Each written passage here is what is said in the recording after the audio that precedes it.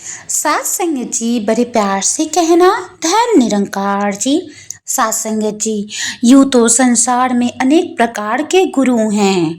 गुरु और सतगुरु में फर्क यही है, गुरु लालच देता है कि तेरी मुराद पूरी होगी, तुझे ये मिल जाएगा, तुझे वो मिल जाएगा। गुरु सोना देता है, लेकिन सतगुरु पारस देता है। देखने में तो पारस पत्थर लगता है, कोई रंग नहीं, कोई रूप नहीं, पत्थर तो पत्थर लगता है। लेकिन वो पारस जीवन को चमकदार बना सकता है। सात संगत जी, एक बार की बात है, एक आश्रम में सतगुरु ने अपने प्यारे शिष्य को पारस दिया और कहा, इस पारस से अपने जीवन को सोना बना सकते हो, चमकदार बना सकते हो, जीवन को और कीमती बना लो, शुद्ध सोना बना लो। इस पारस से जितना भी चाहे उतना सोना बना लो, ये कीमती पारस है। पारस को पाकर शिष्य ने सतगुरु का धन्यवाद किया। घर जाकर पारस को एक कपड़े में लपेटा और एक लोहे के डिब्बे में रख दिया कि बड़ा कीमती है।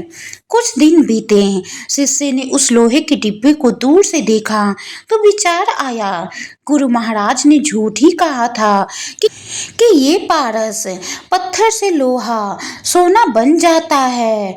अगर ऐसा होता तो ये डिब्बा जिसमें मैंने पारस रखा है, ये तो लोहे का है, ये क्यों नहीं सोना बन गया। गुरु महाराज आएंगे तो मैं पूछूंगा कि उन्होंने ये झूठ क्यों बोला कि इस पारस से लोहा सोना बन जाता है। ये सोचकर उस पारस को डिब्बे में ही बंद रहने दिया। सात संगत जी, कुछ दिन बीत गए तो गुरु महाराज का आगमन हुआ और वो अपने शिष्य की हालत देखकर हैरान हो गए कि ये क्या, इस शिष्य की हालत वैसे की वैसी ही है। गरीब था, आज भी गरीब ही है, इसे पारस से लाभ उठा लेना चाहिए था।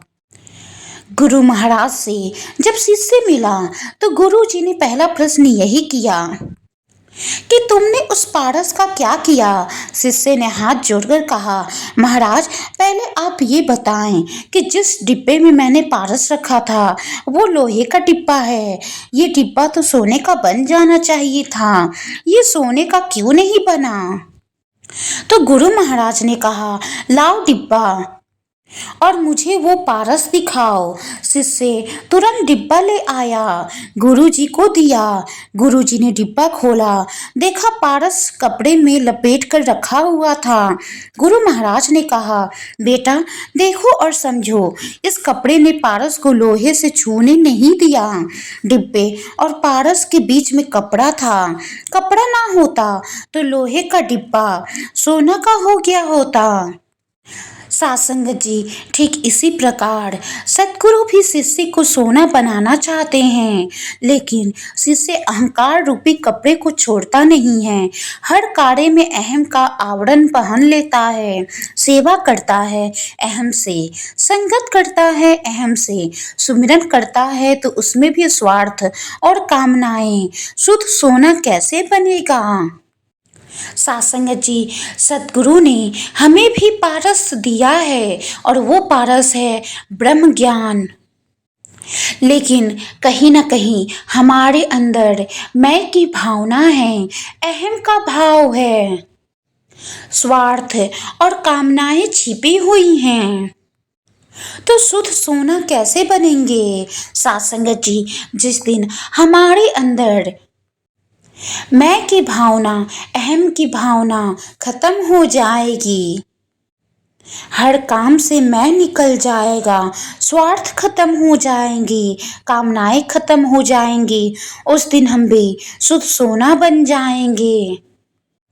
क्योंकि सतगुरु तो हमें शुद्ध सोना बनाना चाहता है, लेकिन हमने भी अहंकार रूपी कपड़े को बीच में रख रखा है, जिसके कारण हम पारस को अपने पास रखकर भी उससे कनेक्ट नहीं हो पा रहे हैं और शुद्ध सोना बनने से वंचित हो जा रहे हैं।